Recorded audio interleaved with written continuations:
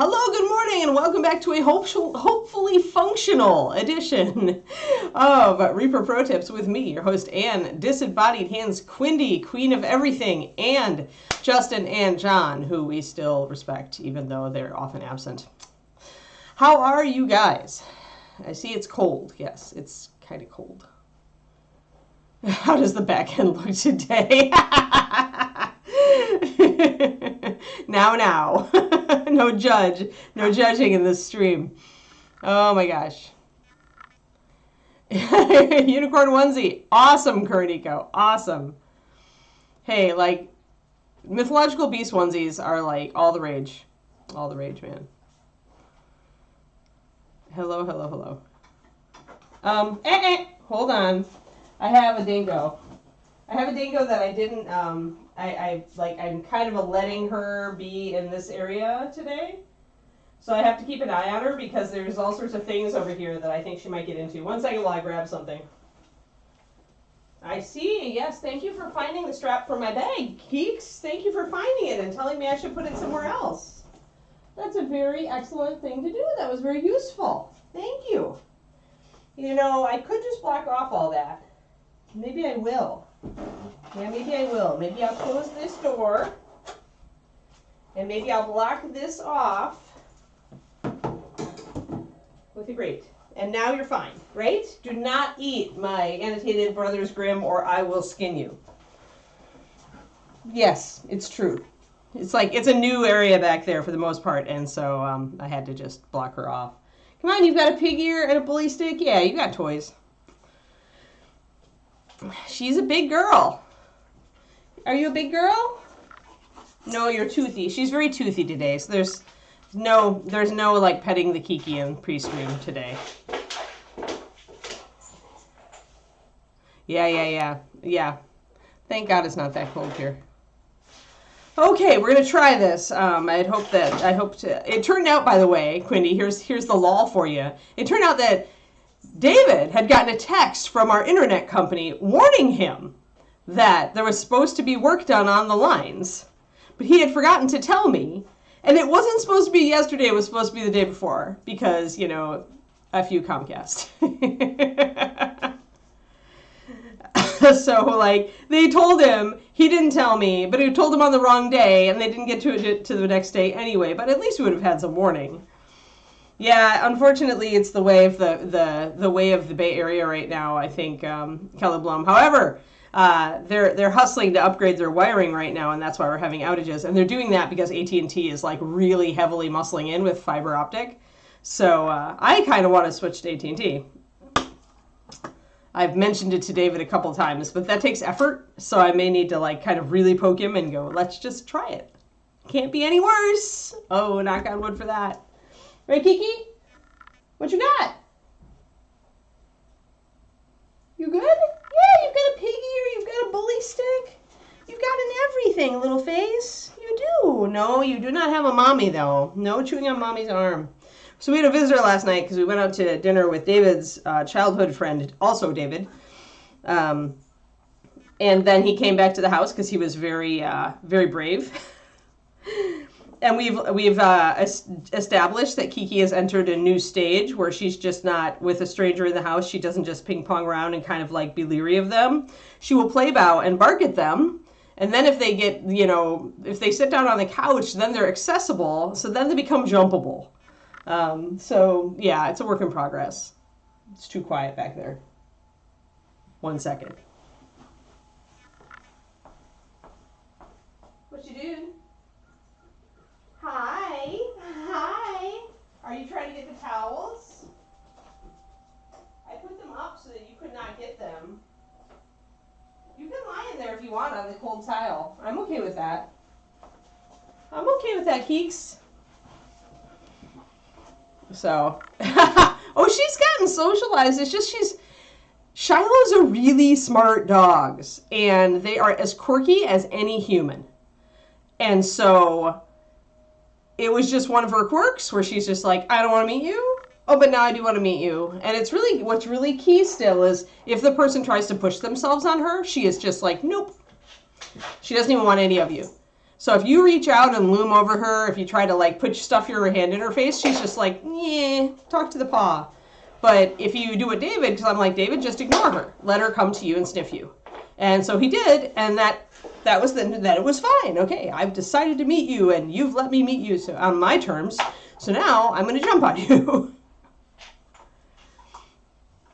So, yeah, advanced, right? It's not crappy, it's advanced. Isn't that the Invader Zim? It's not, or it's not, gosh, it's not broken, it's advanced, I think, or something. I don't remember. It's an Invader Zim quote.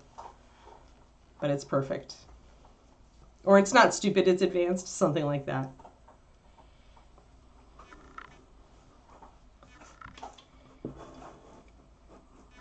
John Bono loved Invader Zim, so we watched a lot of it in the Reaper house. Hey, Stefano, thanks for the raid. Awesome. We were just about to dive in, having established that my internet is indeed working today. We were just about to dive in and work a little bit more on Christmas Kitty. Need to get Christmas Kitty up here into the public eye. Christmas Kitty. We have little Christmas Kitty, Kitty's eyes in eerie white right now because I'm gonna put some blue in there because I wanted to do a Siamese cat, as Reaper's old shop cat, Mama San, who just passed away now, was a Siamese. So, also I needed something. Rhonda already did an orange kitty on top of the tree, which the orange would be a great choice, but she's already done it, so I needed to do something different. But yeah. Well, come on, it's Christmas. Of course you're gnawing cookies. I mean, I've got cookies. I just haven't nommed any yet because it's early here. But, you know, it's always cookie o'clock somewhere.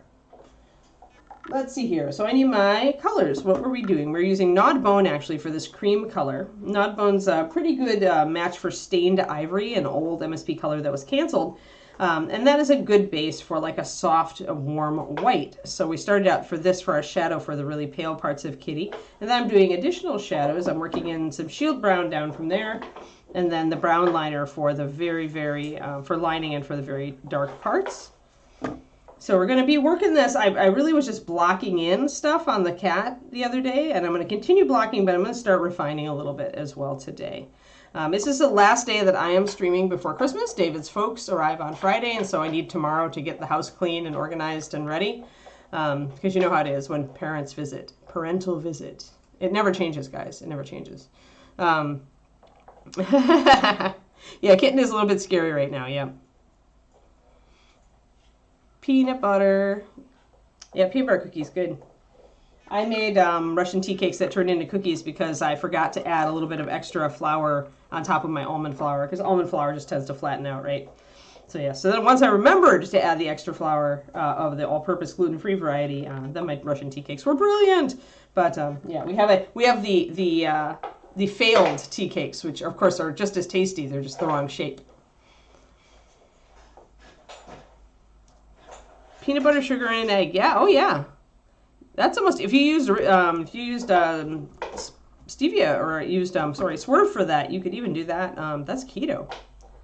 That's actually, let me make a note of that, Kelblom, because I'm a low carb person myself, and the fact that there's no flour in there is an interesting thing. Because I assume they use the egg for binder. That's really interesting. Let me make a note. I'm always up for, yeah. So it might be a little bit too much sugar or sweetener for me, but I'm going to put nut butter because I tend to use almond butter because I like it. Nut butter, and then 1/2 cup sugar, etc. And then 1 egg. Yeah, that's really interesting. I will try those. And then bake at 350-10? Okay, no flour, bake at 350-10. Got it. That was my guess. Cool, yo. I'm gonna have fun with that. Thank you. Thank you. Yeah, I'm always looking for, because I like peanut butter cookies, but I don't like doing too much flour, you know, obviously, low carb. Usually I just sub almond flour, but when you do that with peanut butter cookies, it tends to just turn into a flat blob. It's got no body. And so, yeah. So, yeah, this could be good. This could be good. I am looking forward to trying this. Yeah, I do it. Yes, I'm gluten-free, low carb. So anything that I can adapt to that sort of thing is a plus for me. So I've been carbing more than usual, of course, leading up to the holidays a bit. So I'm going to be happy when all the company is gone, all the food is done, and I can go back to my regular diet. Yeah. Yep, it's my brother's birthday. It was actually his birthday yesterday. But yes, happy solstice. So my brother was born on the winter solstice, and I was born on the summer solstice. So that's and my dad is the spring equinox. So mom screwed it all up by not being born in September, is what we always said growing up.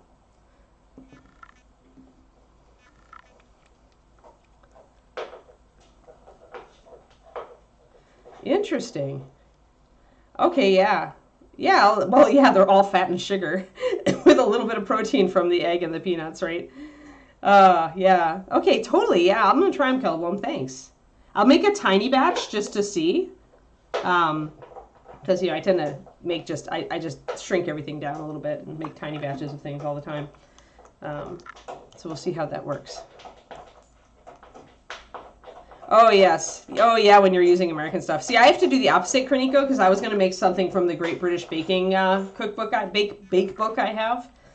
I have to do the opposite because, of course, everything in there is using, like, heavy flour and stuff that we don't have over here in America.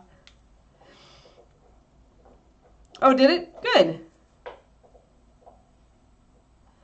Too much cumin. Well, just cut down the cumin, Justinoma. Just cut down. You probably still want a little bit of it, but you could always cut it down to like a 1/4 teaspoon. If you're really like cumin sensitive. Because it does have a really unique flavor. Although you could also just go with the traditional roast, which is just thyme, salt, and pepper, and a bay leaf. That's always respectful if you're not into the cumin.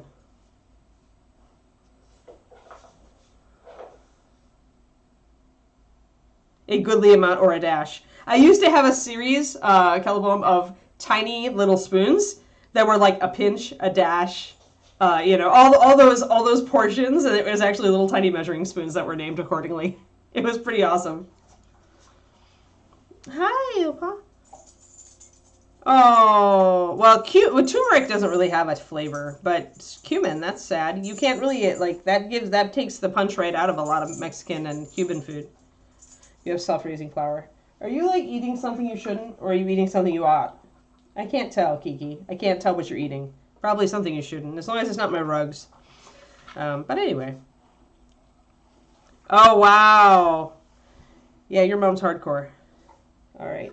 You can sit here and you can chew on whatever you're chewing on, Keeks, but you cannot chew the wires, okay? I'm going to be keeping an eye on you. She's sitting right by my feet, lying down right by my feet. You should bring your pig ear. You should bring your pig ear over here, Pa. Yeah. That way you can, like, be comfy and chew something Mommy endorses. So I'm going to do all these thins down 2 to 1. So every one of your grandfather's recipes is a bake-off technical challenge then.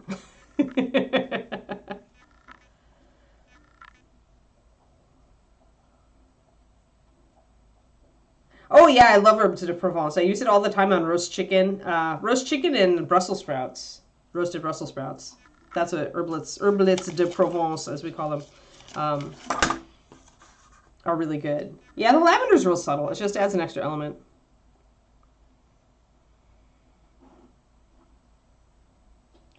Yeah, but I don't want that to happen, Corsair.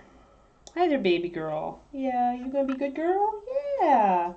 I like that she's lying next to me. Like, I want to encourage this behavior. This is a good behavior. But I don't want her to chew on the bad things while she lies next to me. All right, let's mix up these colors. I'm going to do them separate, although I may do an intermediary shade between the Nod Bone and the Shield Brown. And yeah, I need also some blue for the kitty eyeballs, so I'm going to get that going on in just a second after I mix up all these 3 colors. And let's actually go back a bit so you can see that. There we go. And I also tend to kind of cross-pollinate, mix a little bit of my highlight into my middle and my shadow into my middle, and a little bit of my middle into my dark. And this has actually gotten a little bit thin. I think I need another drop of paint. Oh, yeah.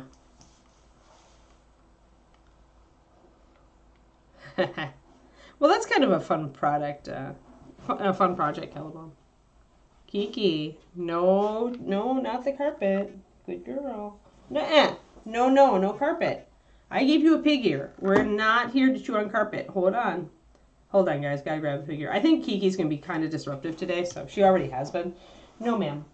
No, ma'am. Come on. Yep, that's a no, ma'am. No, ma'am. Let's get your pig ear. Let's get this pig ear. I want you to chew this. Yeah, we're gonna substitute. I'm gonna give you a substitute, something to chew. Yeah, can you chew this? Yeah, can you chew this? She's like, yes, but I won't sit next to you if I do. Yeah, get your chews on, little dog. Yeah, I'm not a Christmas Vacation fan, although Chevy Chase is funny, but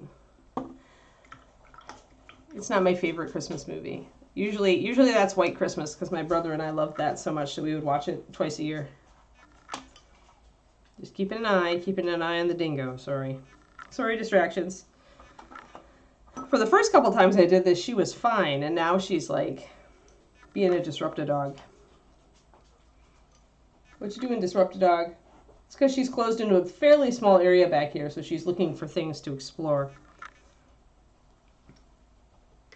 What you doing, disrupted dog? Keekster, what you doing? Hey, no carpets. No carpets. She's just sitting here. No, and no playing either. Oh, you're out. You're done. Yep, you're done. You're done. We're back to the moving barrier. Nope, we're back to the moving barrier. Yeah, no. Yep, there we go. Yeah, get your pig ear. Yeah, good girl. Get that pig ear. Get your pig ear. No. The dog. Total disruption. Do not eat my paint. Do not eat this. Do not eat that. Welcome to 6-month-old dog. Sorry, guys. I just noticed I've got a little bit of grit here. This got in there. There. All right. Hopefully she will settle down and choose something appropriate. I'm going to do the wings all in brown. Oh, and I do need to get my blue out for my kitty. I think I'm going to use, usually when I need really bright blue for stuff like this, I use cyan blue. Anything that's not super bright is going to not show up on these tiny eyes. So for when painting a little 28mm kitty like this, you definitely want to go with bright eyes, very bright. If you try to do something lighter or more subtle, it's going to totally not show up. We got our brown little wings. And the hindquarters are kind of buried in the tree, but I can do a little bit of brown here. And then I need a brown tail.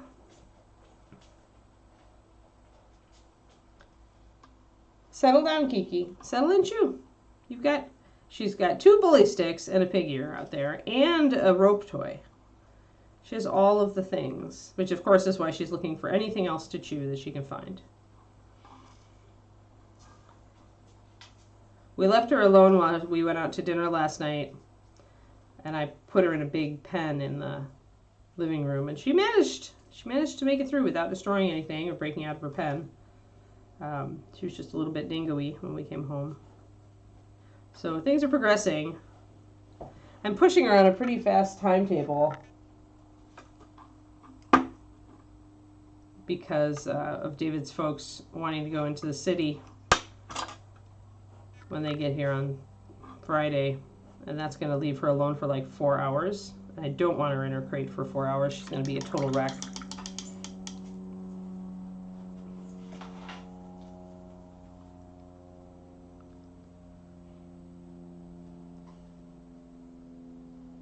Oh yeah, Chicago in winter is uck.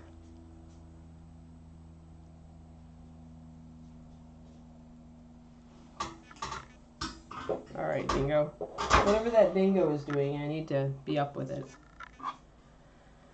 I wish she would just settle down, but she's like the restless Kiki today. What's up, restless Kiki? I hear you. I hear you being restless.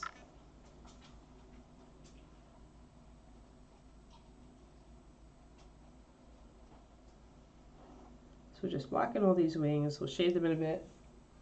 Watching my dog be a dingo. Kiki, enough. What's up? Hey, you. Hi, good girl. Hi, good girl. Yeah, can you settle with your pig here, please? There's all sorts of fun stuff to investigate over there. All right, so we'll get in there and we'll get with more shading. We've got that, we've got that. So we don't have much cream color left, but we'll expand it a little bit. We have enough though. And I'll do the eyes just so Creepy Kitty isn't creepy anymore. You being good? No chewing carpet.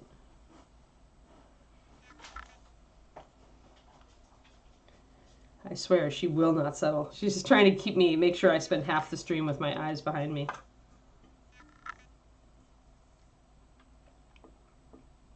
So, cyan blue is a really bright blue. And it is, oh, I need to definitely shake that up a little bit more.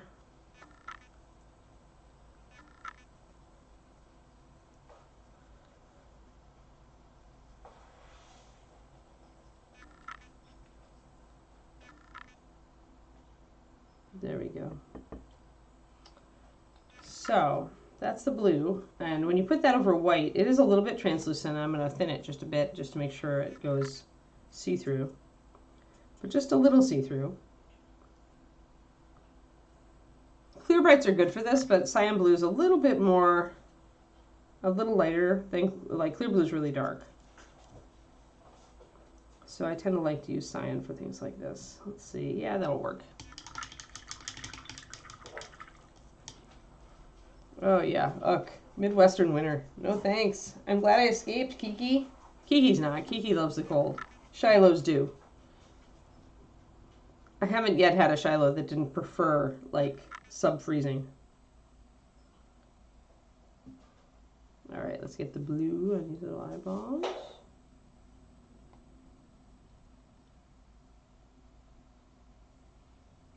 So we put that glaze over them. They go a little blue. We don't want to go too dark, or we'll lose the eyes. And another thing we can do, there we go, another blue, is to put brown liner around them to make them stand out more. I think we are now chewing something appropriate, but I need to double check because yesterday she grabbed a shoe. Being appropriate, paw? Well, it's not a shoe. I think she's chewing dust or dirt or lint or leaf bits or something. Hello, hello. It's been a disruptive morning. Kiki's being a disruptor. Disrupt a dog. I'm going to have to darken down my brown liner yet again.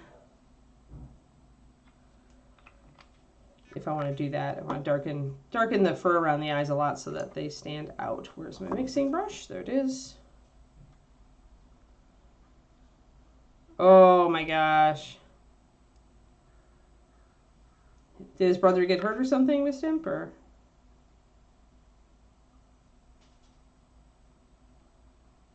Yeah, I mean, at least you have other dogs. I've been taking the brunt of the Kiki.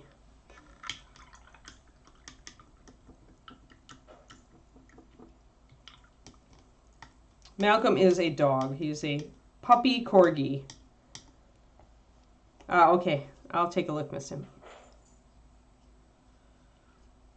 Malcolm is a corgi puppy who is a handful. Just like my own Keekster is a handful. You better be being good in there, Keeks. Better not be chewing anything that's out of bounds here.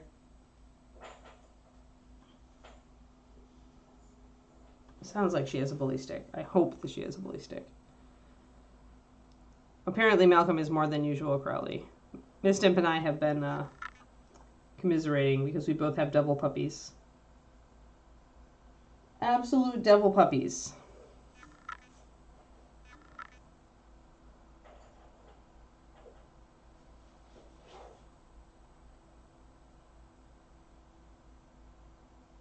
Mine is becoming slightly less devilish.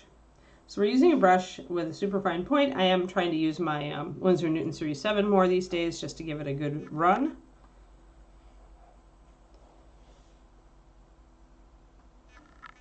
Kiki brings me my slippers in the morning. So far she hasn't chewed them. I just got a new pair. Oh man, yesterday was hellish though. David got me a new coat for Christmas because Kiki is totally destroyed. I have one of those really lightweight nylon with the fleece panel in it, so it's like warm even though it's like a really lightweight coat. And it's my favorite coat and I love it, and Kiki destroyed it. Like has ripped it so many times that it's just like I'm just using tear mender. The thing is like patchwork now. But it was like, it really was my favorite coat, and it's the best for this weather. So David got me a new one. And yeah, I had to wear it yesterday. Wore it to the nice dinner yesterday, and I had to keep the Keeks away from it because, oh my gosh, I would have been freaking over the moon. That dog would have been a pelt on the wall if she ripped up my new coat.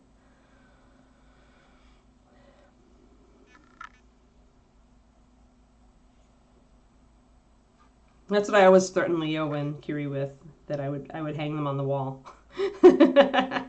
Like that was always, you will become a pelt unless you calm down. My patience only goes so far. Yes, fish do not chew up anything. Not unless you have an eel and it gets out of the tank, and then it might chew something before it expires. Hopefully not one of your pets. What you got, Pa? I don't know what she has. All right, guys, one moment. Must investigate. When the dog is being good. Hi, what do you have? Do you have a berry or something from outside? Or you have a piece of cardboard? Yeah, you do, huh? All right, well, as long as it's not my shoe. You can chew up a piece of cardboard if you want. The maids come today. We hired a maid service to help with the cleaning on much of the house, but they're going to just be like, what the heck happened here? Bits of cardboard everywhere.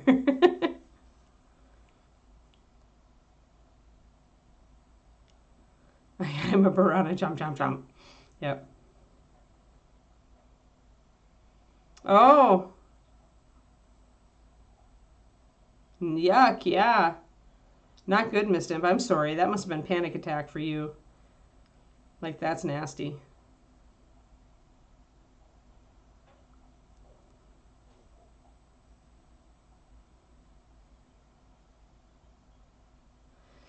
Oh, Kiki likes to tear things up.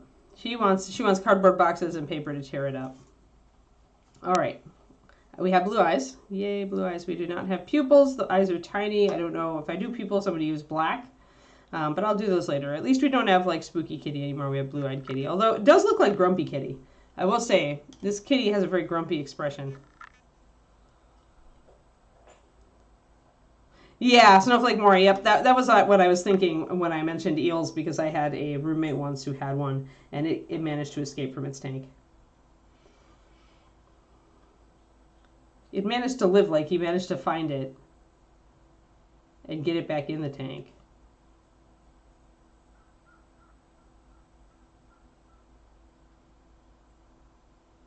But yeah, they're cool. Eels are cool, but it's not my kind of pet.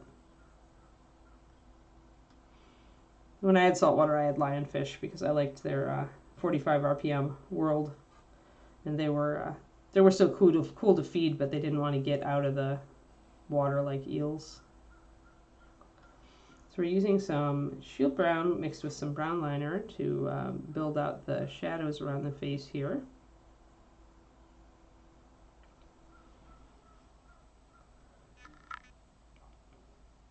Yeah, they mucus, right? Yeah. They're like, I can do limited stints on land. And this time my limited stint is going to be in your face.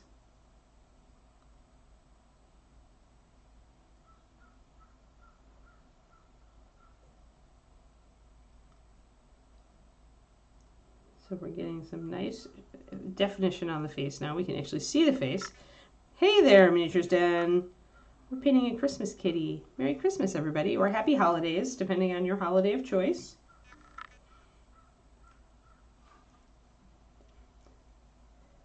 David's family is Jewish, although he's not really devout, but he has a lot of Jewish friends, so it's been a lot of Happy Hanukkah lately. for whatever your cold holiday of choice is. But yeah, this is my last stream for the week. Yay! Are you taking time off, Luca? For the holidays?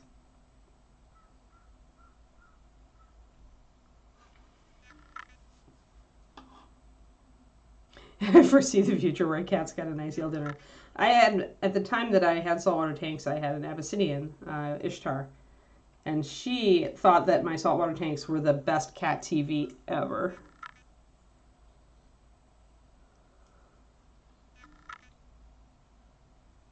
So we're just like trying to bring up some very pale, some very, very lightweight highlights on the face of the cat. So the Siamese markings show through, but that you don't get the cat's face kind of falling off into the ether, which is, a lot of really dark Siamese. Their face becomes a black hole on camera. You don't get any details. So I'm trying to get enough of that shield brown in there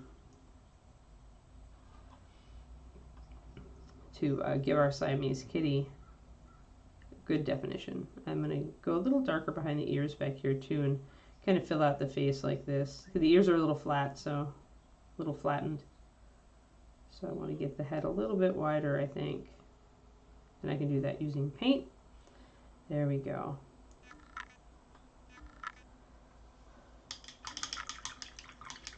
Kitty's getting there slowly. I missed that part of the wing. I need to paint that. We're blocked in. Most of this is blocked in, but I'm just focusing on the face first, and then I'll just kind of move backwards and oh, cichlids. Oh yeah, crystal shrimp. Yeah, those are just hors d'oeuvres for a cat. That's resourceful. The lionfish were pretty safe, spiny and poisonous. But I had a wrasse, and the wrasse they swim very bouncy. They have those two little fins that are boing, boing, boing when they go through the water, and Ishtar used to love watching the wrasse.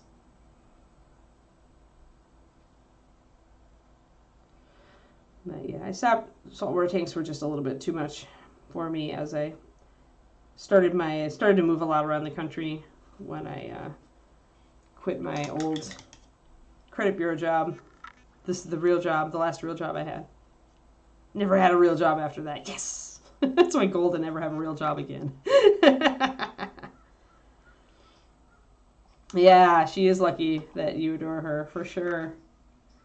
All right, I want to kind of clean up some of my lines back here. I'm going to grab my gnawed bone color, my ivory color, and just paint that back there and kind of get a little bit more definition, less messy, neaten it up.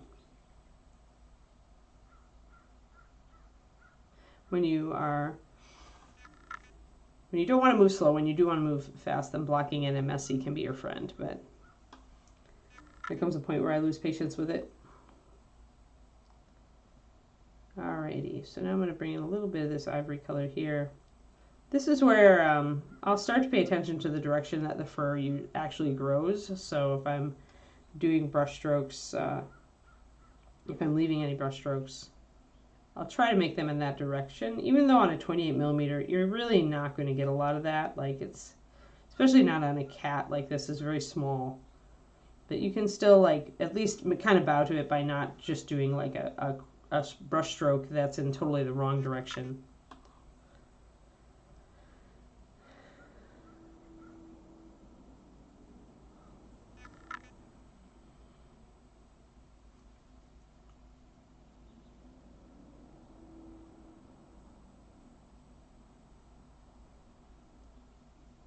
So bringing a little bit of light down on the forelimb here so that you can see it, because it's very hard to see the toes, again, because they're so dark, because Siamese.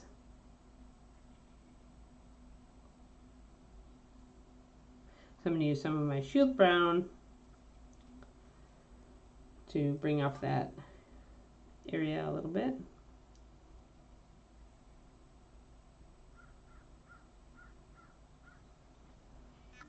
So that you can see the toes a little bit. But I will bring in my brown liner to darken down this area right under the knuckle here.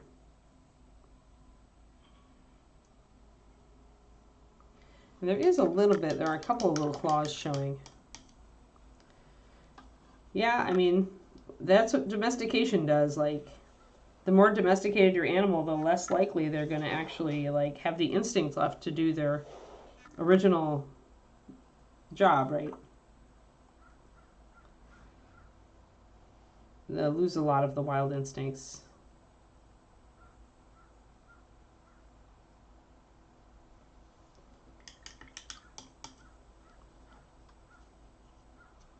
And I've got to see where I can find those little claws down there. See if I can hit them.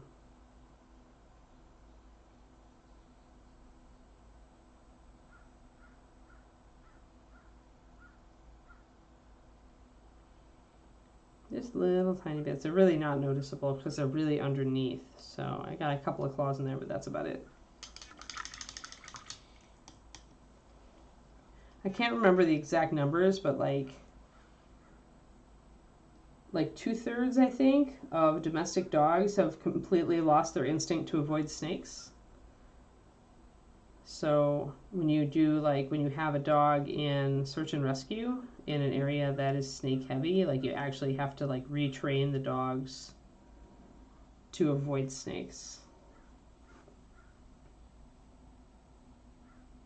So that's an example of like how domestication is messed with instincts, right?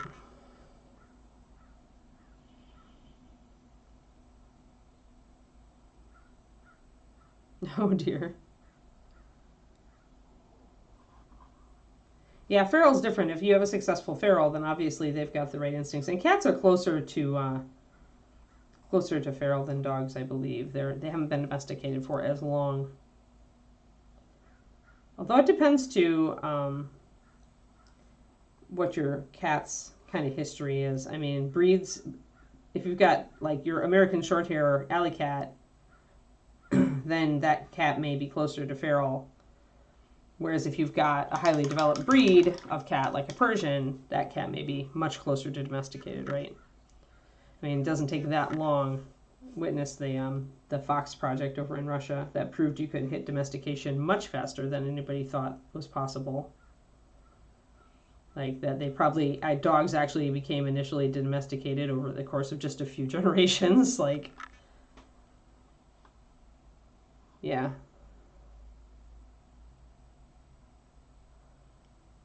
No visible fang marks. Yeah, so insexual. Yeah, well, centipedes can be nasty. Poor Wash. Here's hoping he gets better soon. Poor guy. Yeah, and the baby puppy's not going to understand why his playmate can't play with him.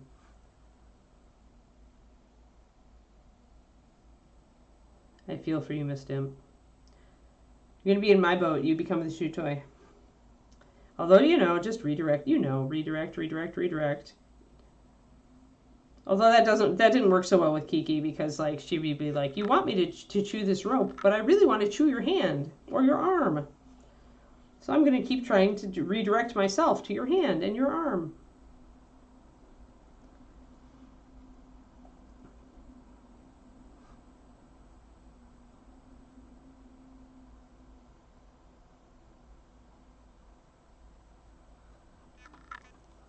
Ah.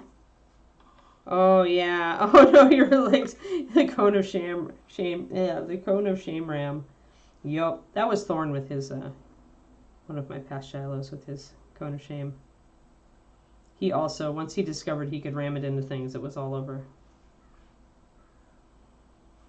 Alright, so let's get some of this fur color. So mostly I'm going to be highlighting up from this ivory color, but I want to get the ivory sketched in and blended into the shield brown in the right places.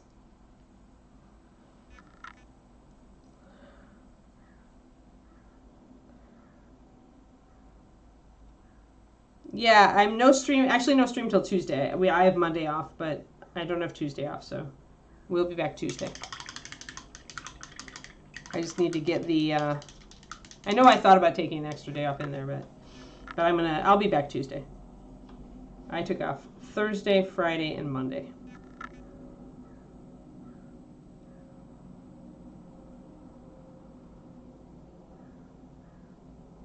Yes, you have a good holiday too, Nora.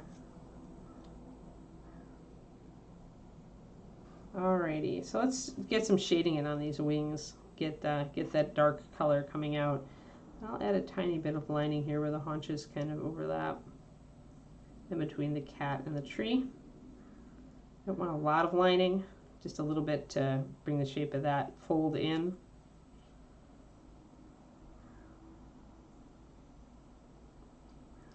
Now where this comes down close to the cat body, I'll be putting in a fair amount of shadow. This is kind of folded over and it would be darker. I'm just going to go dark with the membranes, not going to do anything fancy because this is such a small model.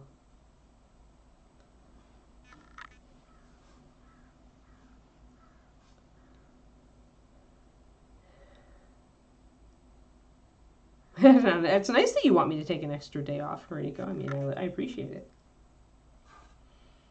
Normally I would gladly accept it, but trying to be a good Anne. Not take too many days off to play hooky. There we go. So darker, notice that the darker membrane's here, and then I've got them a little lighter up higher. Just because this one is stretched out, so if there's light passing through it, it would be lighter. Yeah, I never understood what Boxing Day was. I never looked up that holiday.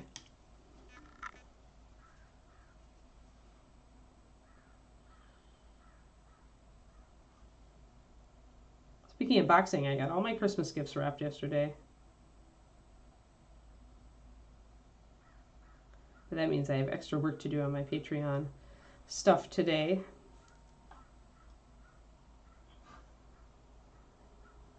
I'm amazed that David hasn't like snuck over to the tree and tried to figure out what his are.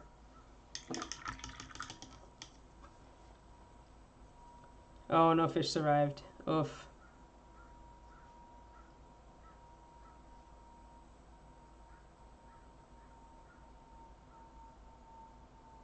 Yeah, I saw that giant tank blew up or collapsed. Poor fishies.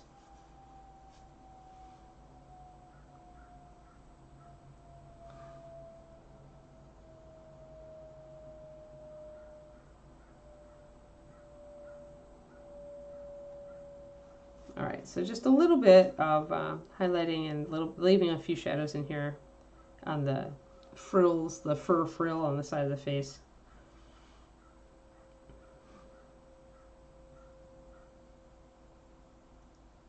Bring up the cream a little bit more. Now the side of this kitty is actually looking pretty good.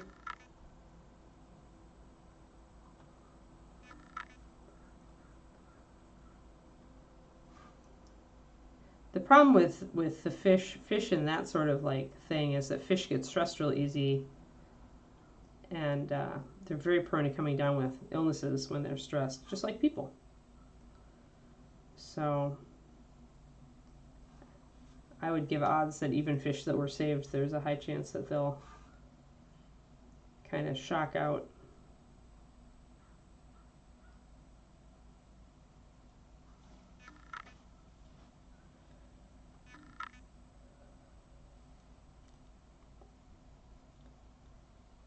Modded Lahari, I use a document camera. Long time ago, we were trying to figure out the best solution for streaming miniature painting at Reaper, and Justin had gotten an old document cam to use, and even the old one did really well. So I was like, I'm going to look for a new model of this, and so I ended up with the IPEVO. I think I got the VZX, but they're not cheap, especially during the pandemic. They got very expensive since so many teachers had to teach from home. They're something that teachers usually use, but because they are made for reading text at fine resolution, they actually get very, very close for miniatures and stay in resolution, and that's exactly what we wanted. So I love mine. I will totally buy another one if this one kicks the bucket. The other nice thing about them is they're pretty much plug and play, and you don't have to really use their own software to get closer or get in focus. All of my major commands are on the stalk of the camera, so I just do it. I can just zoom out. I can just zoom in. If I need to do a refocus, then I just need to do a refocus, and we're done. So it's very nice that way. Most important thing, as always, is using the background that is going to be neutral so that you are not blowing out your highlights or shadows.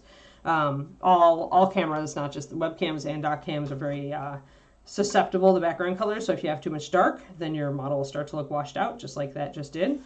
And if you have too much white, your model will go dark, just like that just did. So the important thing is to use a proper backdrop as well.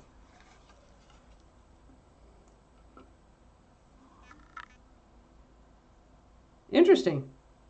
I don't know if you have, I don't know, this IPEVO, the IPEVO one I got in 2019, right before the pandemic, the end of 2019, I think.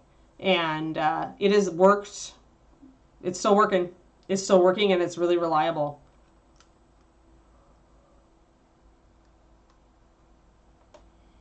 So I don't know if it's the IPEVO brand or what. But I bought this one, modded. I bought this one specifically because I spent like a day reading reviews on Amazon, and a bunch of teachers weighed in that this specific model was really reliable and that they loved it for that. So I did do my due diligence, and it could very well be that this is just this brand, this camera is really more reliable than most dock cams. It's held up with me, and a lot of my friends use them now too.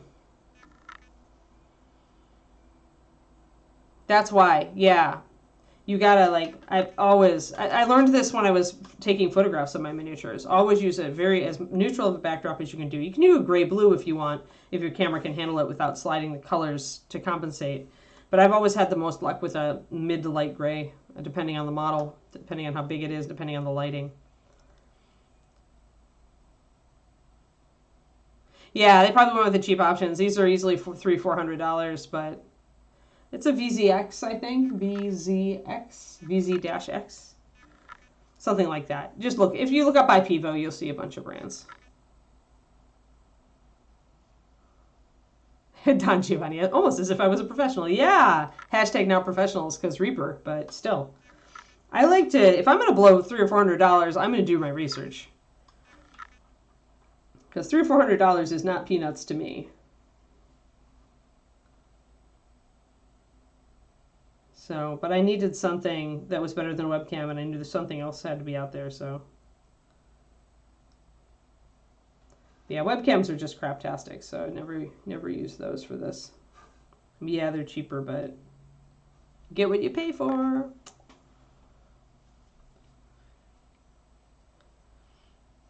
Yeah, I know IPEVO was out of stock at various models, and that made sense, right? Because so many teachers had to teach from home suddenly, and so they all needed cameras. I need to get the back of Kitty's ears. I forgot to get the back. Gotta get the backs. I got them on the one side, I just didn't get them on the other. And we gotta get the back, the shading done there.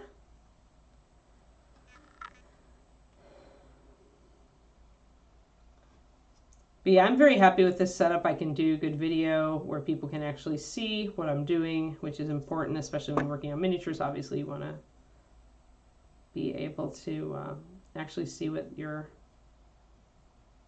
see the brush strokes.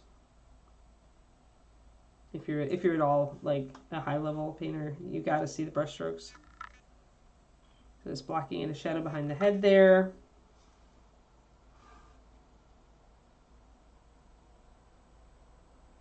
Make the neck a little darker just to try to blend things in a bit. VZX, yep. Yeah, technically you could get the model without the Wi-Fi. There's a slightly less expensive model without Wi-Fi. I think I chose this one just because it was in stock.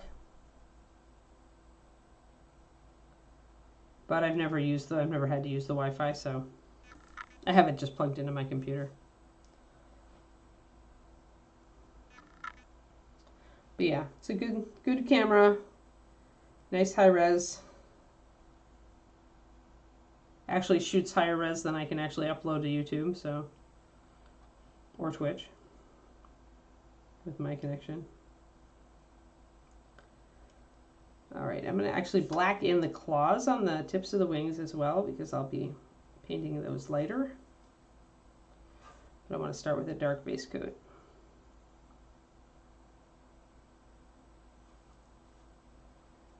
think the chaos dog actually finally settled down for a nap. Oh yeah, she's conked. She's flattened out. So this side of the kitty's looking really good. I'm starting to get better definition in here.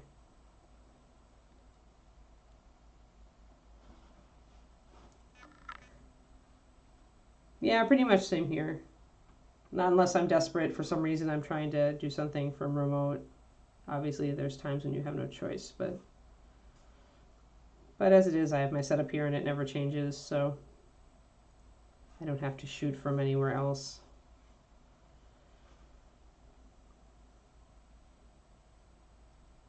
So we've got a little bit of room in here between the wing, and I need to get some shadows in there. The VZR. Okay, cool. Yeah, I'd imagine it's the same model without Wi-Fi, so the Wi-Fi would make no difference in the actual camera. So yeah, probably could pick up the non-Wi-Fi version and be just fine.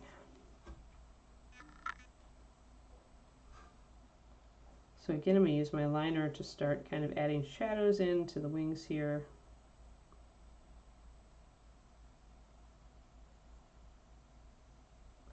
And for the membranes close to the body, I'm going to darken them down, and then I'm going to lighten up the ones out further.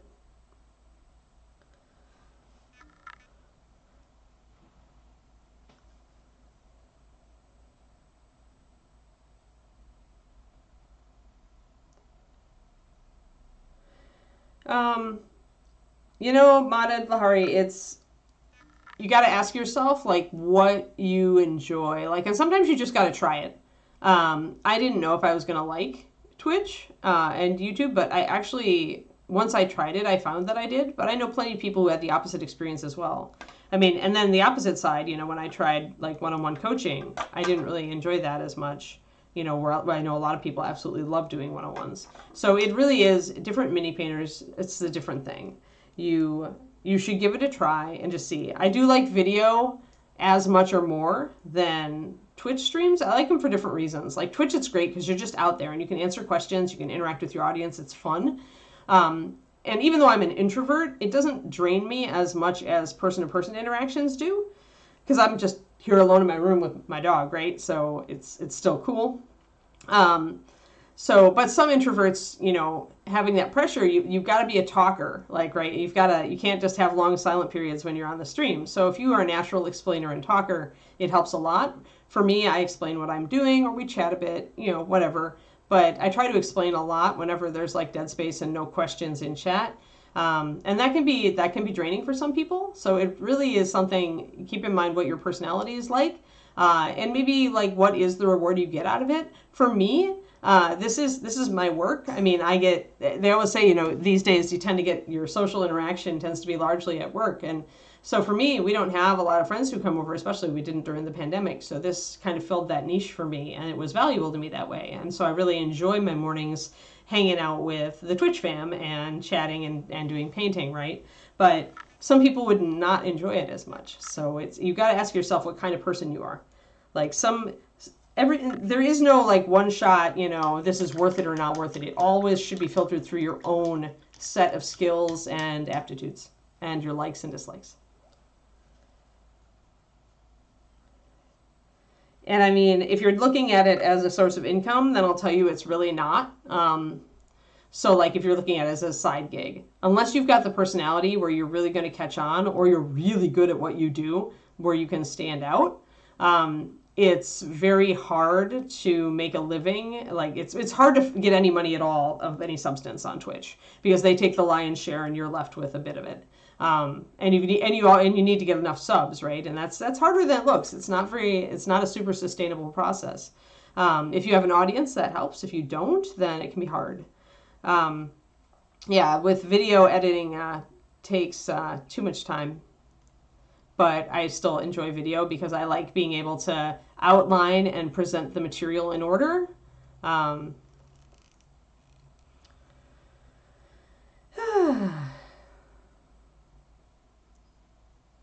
Ben Tricky to dial in. Did you think about your backdrop selection, Hyper Bunny? I mentioned that earlier.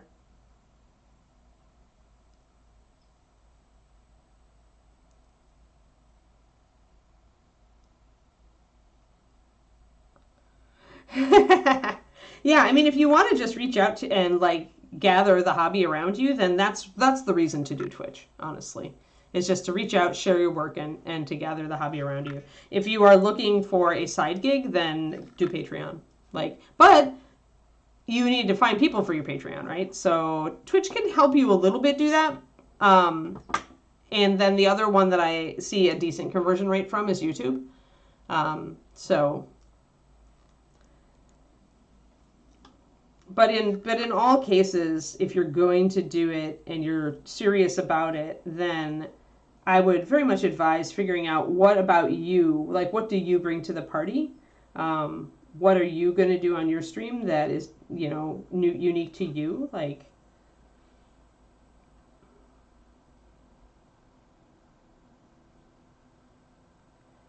and I mean, if you want to kind of jumpstart, honestly, like there's definitely things that get more views, like Warhammer streams tend to get more views. So if you are big into Games Workshop stuff, then you've got a little bit of a, you know, a boost there. Yeah, we talked a little bit about the business side of this the other day. Because I do, yeah, YouTube is nice with the closed captions, even though sometimes they're super funny.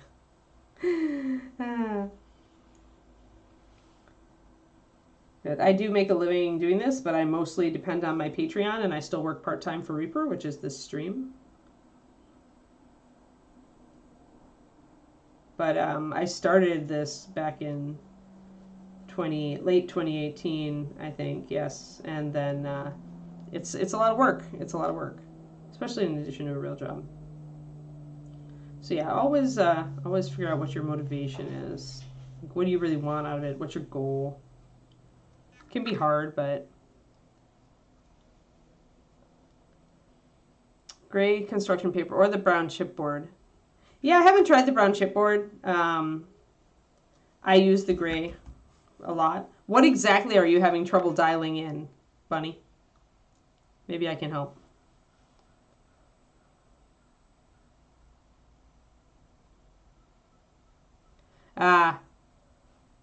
Yeah, I don't know if if that would fly on the Warhammer channel, because when you do Twitch, you know, you have to choose like your categories. So if it wasn't actual GW models, I don't know if if it would appeal. Maybe it would. You never know. I don't. Hey there, little girl. You wake up? Sorry, my puppy just woke up. You got to settle down, though. We're still working. You were a good girl taking a nap. Yeah, you should eat your pig ear. Oh, hi. Oh, hi, Papa. Yeah, you're a good girl. Darn, now I need to keep half an eye on her again. While she was napping, I could ignore her.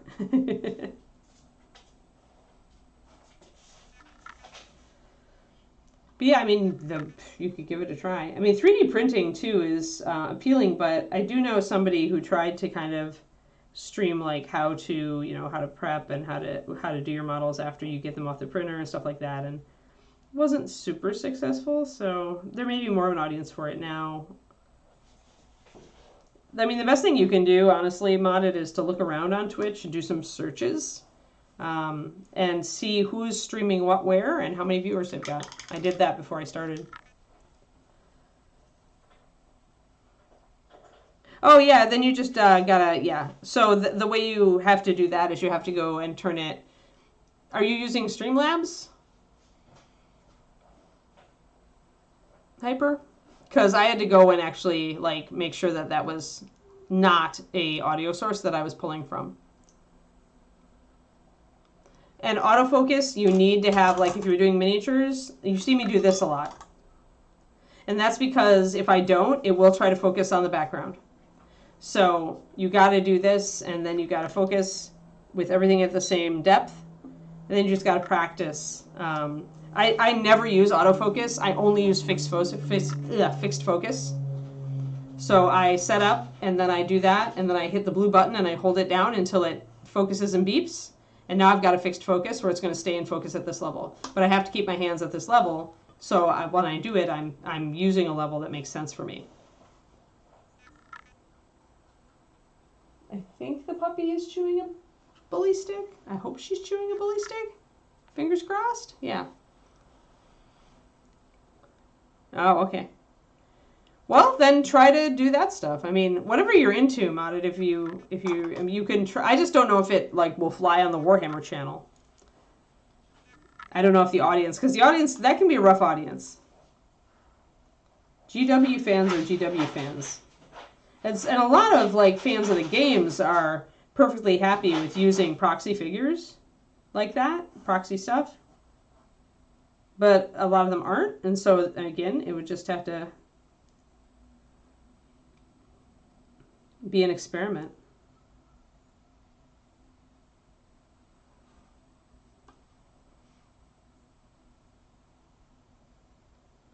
Like it's only a question because of you're seeking an audience. So it's like, what does that audience want to see? I mean, a lot of people now might be kind of getting into that. Although Games Workshop is pretty rough, pretty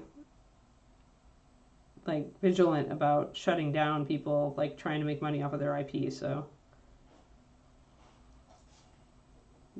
just saying that could be problematic if like you start like talking about them on stream and then they get a cease and desist. All right, so just got that little, getting that little shoulder kind of defined there with some brown liner. Yeah, pretty toxic. Yep, exactly. So that's the problem with that. So you may just want to do a stream art miniature painting, which is what I do modded, but there's a lot less audience on art than there is on like Warhammer. So this is all the trade-offs. This is all the research you need to do. You know, figure out what works for you, and you can do a bunch of different stuff and kind of see if you like the audience, if they like you. You could also just try doing a miniature stream with art on and just chatting, you know, if you're like mostly in it because you want to just chat with people about the hobby. So yeah, kind of figure out why you're doing it, what you hope to do. If you do a lot of cool modded orc stuff with your 3D printer, then that could be a cool audience pull for you. It won't get you a ton of audience because it's very specialized, but it may get you a small but passionate audience, which could be what you're looking for. So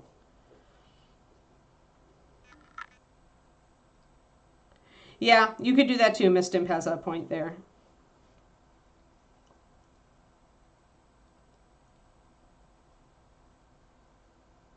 This is a cat dragon. It's a kitty cat, dragon winged kitty cat. But yeah, we're working on all this, and it's all right now just most of the wing is blocked in, but I'm starting to add some shading. Now we're got up here where we've got nothing going on except a heavy wash, really.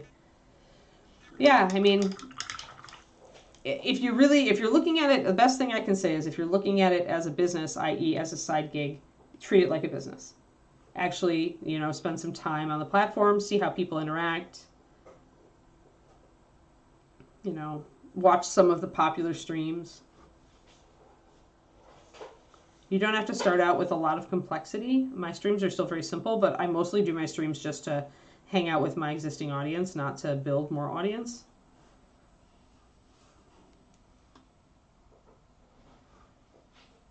But yeah, it all depends. Ask yourself what your goal is. Set very small, attainable goals so that you can actually hit them and be happy about it. Like, honestly, just getting 5 people to watch you might be hard at first, right? But then, you know, you can continue setting more goals. There's a lot of people on Twitch, so it's just... sometimes it's just hanging in there. Like and the other thing that's huge that most Twitch people don't do, be consistent. Stream at consistent times and consistent days.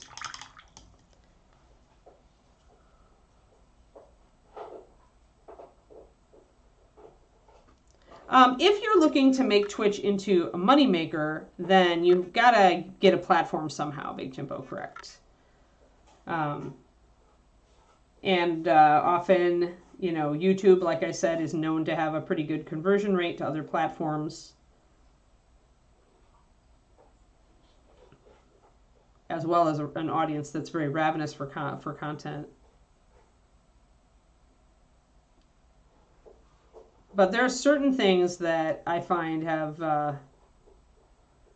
really zero impact, like, and this is again stuff you kind of do research on, like Instagram. Like you'd think that Instagram might be useful, but it's really not. The only thing that Instagram is really good for is putting up content to engage your existing audience. For audience building, Instagram is not very good, turns out. At least not in like the particular things that I look at, which is, painting and writing.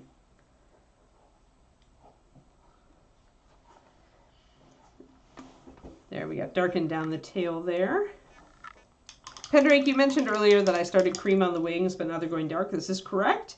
I wanted to be able to, I wanted everything blocked in all at once. When a small figure like this, it's all like kind of one surface. Like I don't want to try to paint everything separately. I like everything to come together organically. So I started everything in cream, and then I started building out all the shadow parts. Yes, I think we were chewing a bully stick. We're being very good. Yes, plenty of streamers who change their categories frequently. Pendrake says, switch to gaming. Yeah, they'll switch to just chatting sometimes. Yep. And that depends. Do keep in mind, Modded, that also what I found on Twitch and what I decided was not worth it to me was that if you want to really make a success of it, you're on every day. Like you put a lot of time into the platform, and you do long streams. The longer the stream, the more audience you build, and that is definitely true. I do only an hour and a half stream. I say only. That should scare you a little. But I can watch my viewership climb as I stream. So like, if I go to the 2-hour mark, which I have many times, I'll notice a few more people have popped on. So yeah, there's a bunch of just different social media platforms that you can engage with mini painting, like YouTube and Twitch and Instagram, and it's just like, what's your goal? If your goal is to share your stuff and to get your name out there, then Instagram can actually be a good tool. But if, like I said, if you're looking for a side gig, then your monetization, then you're probably talking YouTube, Twitch, and probably eventually maybe a Patreon, if you think there's a market for it. Patreon is just like useful because you get the majority of the money comes to you instead of to the company that's running it. Looking at you, Google. And you also, it's a way to build your fan base with more engagement. But again, these different platforms will be, I heard a piece of advice, which actually, out of all of the marketing, and I study this a lot because I'm about to publish my novels, and so I'm doing a lot of research into what social media is worth it, right? But the one piece of advice I thought was really good was don't engage on a platform that you don't like. So if you watch Twitch, then that makes a lot of sense for you to do Twitch. If you watch a lot of YouTube videos on painting, that makes sense for you to maybe try YouTube. But if it's a program, like if you never go on Instagram because you really just don't like it, don't try to do Instagram as a marketing thing.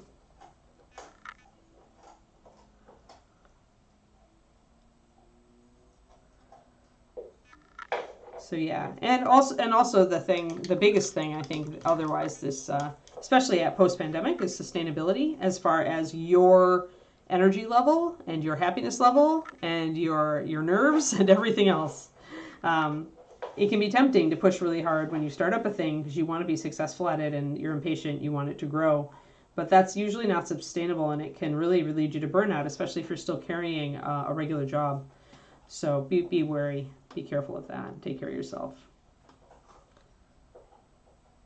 That's where setting kind of a timeline with really, really relatively easy goals comes in. All right, I'm going to darken down the wing membranes back here, though maybe not quite as dark as I did the other ones.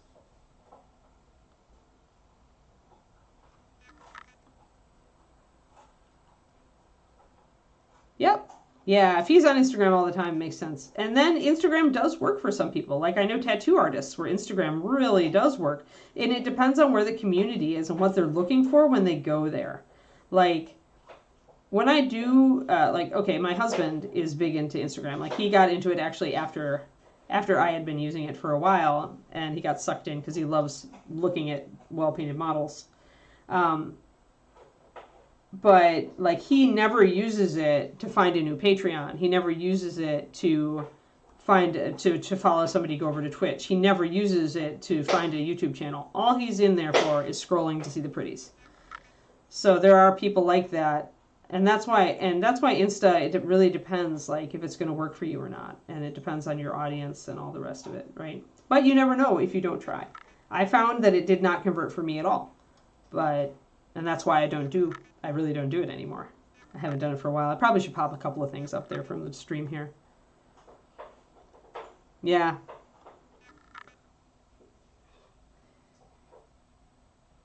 Yeah, so really it's always like, but apparently there are people it is working for, because I do see people like Sergio and Ben Comets who have very large Patreon and Twitch YouTube followings. I guess mostly Patreon at this point for those guys. But they do still, like, put up plugs on Instagram, so it must be working for them. But they are also very well known, very large, like multi-international award-winning painters.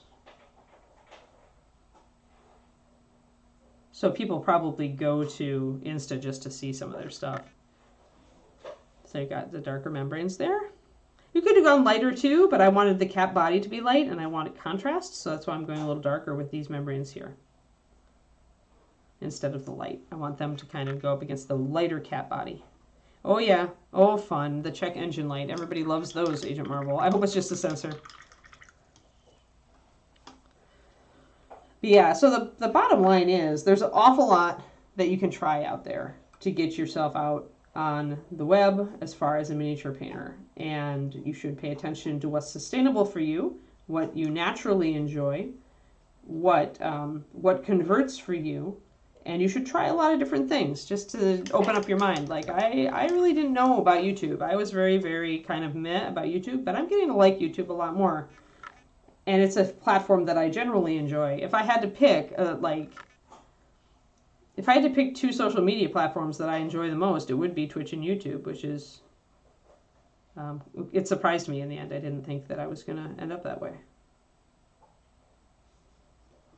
But I really have an allergy to Facebook, so just always look at what's good for you. And what is good for other people is maybe not going to be good for you. So try, even with all my advice, always try your own thing. You may find that Instagram works for you and that Twitch is bad, but that, you can get some mileage on TikTok. Who knows?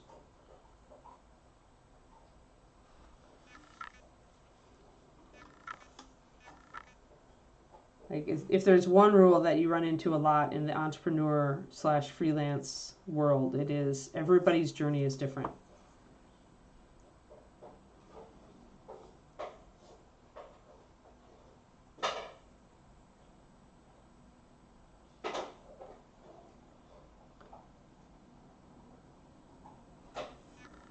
There we go. So we got that coming on. That's okay. I'm going to put in the darker membranes on the other side.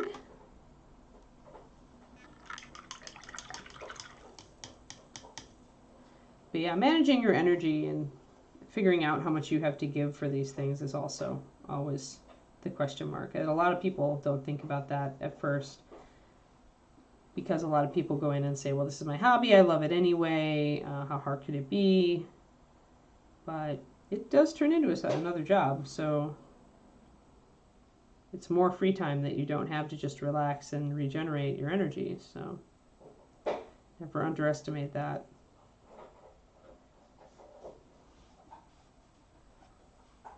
A lot of people burn out on Twitch and YouTube. Bringing in some shadow here just to get the underside of this wing. Sorry, I got off camera there a little bit. You can see that line I just did.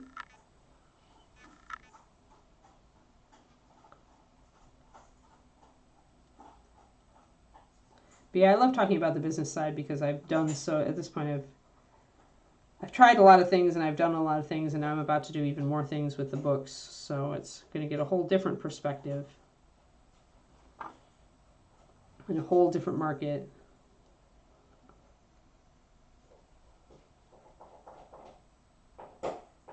Although I kind of wonder, and I haven't run into this with mini painting, but I do kind of wonder if it's like writing. With writing, They give you all this marketing advice, but then they always say, just write the next book.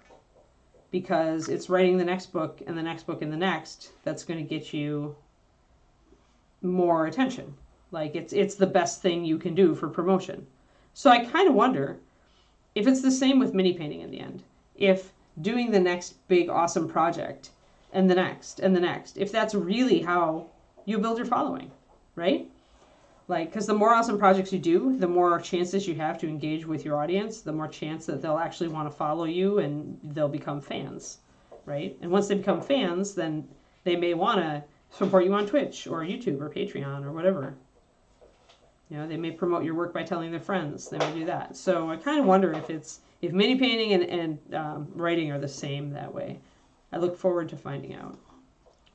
So we've got some nice dark struts coming in here. Yes. Yeah. Anybody saying that they'll teach you 5 secrets? No. There's lots of good tips out there. But after a while, the tips all run together and end up being the same, or they end up being contradictory. And then you have to kind of decide. And that's where it's really decide for yourself, right? But there is no easy path. There is no magic bullet, is the bad news for people. It takes, you'd better love it, because you're going to be doing it probably for a long time if you want to build yourself up as a success. It's not something that you can just like make a quick buck on. Anything that involves building an audience, people are very alert to that sort of thing. They're very alert to the money grab, to the quick buck. If you seem like you're only in it, like if you're not in it to win it, if you're not in it for the long haul, if you don't really love what you're doing on stream, people are going to sense that.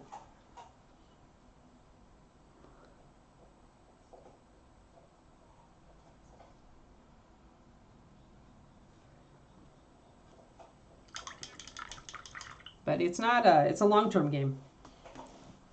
Consistent posting, yep, prophecy. I mentioned that earlier. If you're going to stream, make sure you stream at consistent times and days of the week, and consistent posts.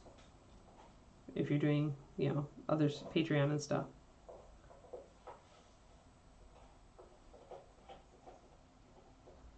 But also remember, you only have so much time in the day, and you only have so much energy for this stuff.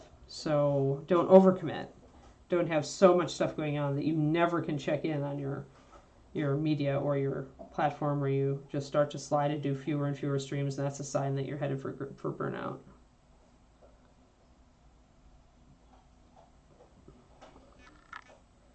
Though it is fine to come on, and go, hey guys, so I'm trying this out to see if I like it, and yada yada, how are you, and what do you guys go to YouTube for? What do you guys go to Twitch for, rather? Engaging and figuring it out as you go along.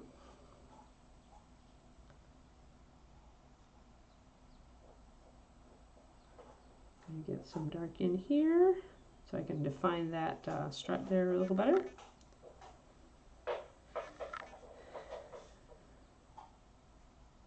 Oh yeah, the raspberry tea. Yeah, I quit them. I love the Pure Leaf unsweetened black.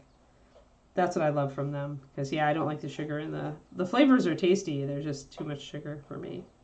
But yeah, that raspberry is tasty. I had a bottle of that once, Pendrake. I didn't realize it had sugar in it at the time. Still tasty, just too sugary.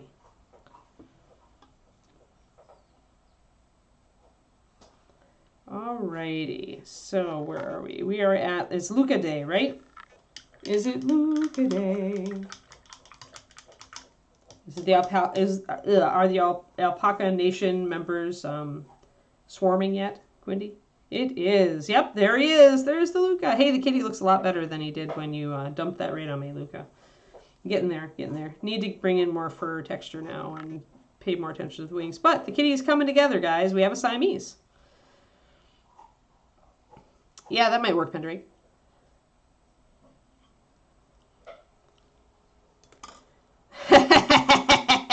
Miniatures. No Luca stream tonight. Bad Luca.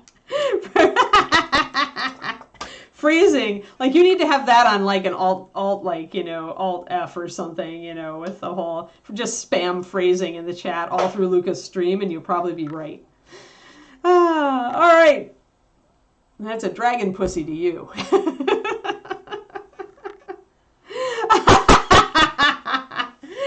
All right. So no Luca stream? No Luca stream? Or there is a Luca stream right now? Right? Luca is not rated G, no. Exactly. All right, fans and friends and all. Yeah, this is my last stream day of the week leading up to Christmas. So tomorrow I am off to try to, like, I don't know, wrangle this puppy. Oh, hi, Teeth.